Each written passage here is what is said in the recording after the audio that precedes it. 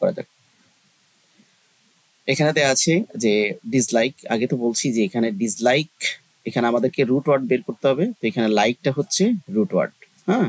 আর এখানে যেহেতু ডিস শব্দটা আছে, এটা হচ্ছে কি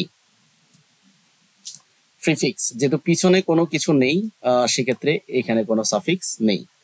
এখানে স্প্রিট শব্দটা হচ্ছে কি, স্প্রিট শব্দটা হচ্ছে রুট ওয়ার্ড, এখানে লেস শব্দটা হচ্ছে কি সাফিক্স।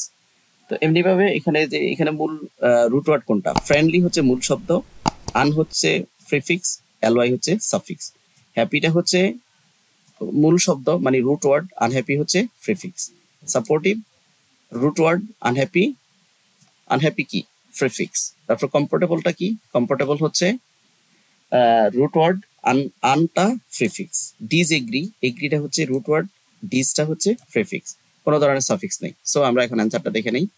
অ্যান্সারটা এরকম হবে যে যেহেতু স্প্রিটলেস, নো প্রিফিক্স।